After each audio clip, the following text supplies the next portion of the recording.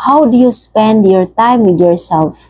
Sample, kapag gulong-gulo ka na, pwede kang pumunta doon sa lugar na mag-isa ka lang. Minsan kasi, kapag pumunta ka doon sa crowd or may kasama ka, marami kang kasama, mawawala yung problema mo. Pero mamaya, pag wala na yung mga tao, babalik na naman. Which is, ang napakaganda dito, kung aalis ka na mag-isa ka lang at doon sa pinuntahan mo ay pwede mong ma-solve yung problema mo kahit mag-isa ka lang.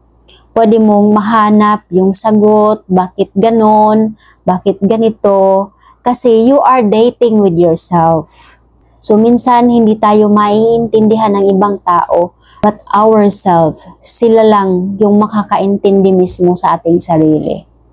Kaya sometimes you have to spend time with yourself, date with yourself, and celebrate alone. Don't be afraid or shy to be alone. Kasi, yung akala mo na ginajudge ka ng mga tao sa labas, actually hindi.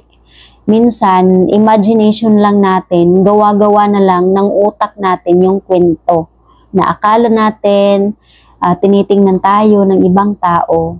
Of course, tumitingin talaga yung ibang tao, pero walang ibig sabihin na dinajudge ka na.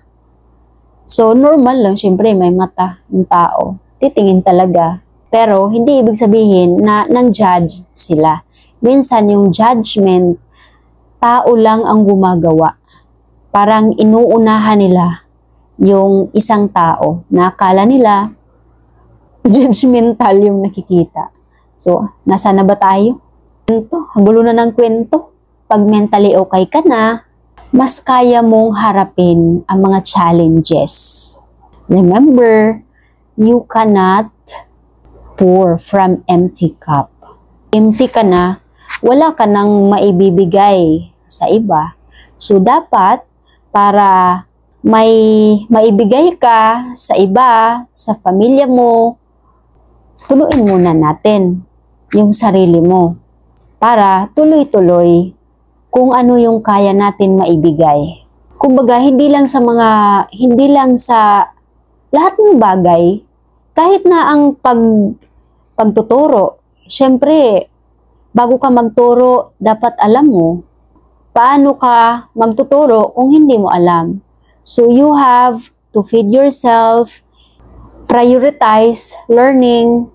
So, feed yourself with learning anything na makaka-benefits ang ibang tao.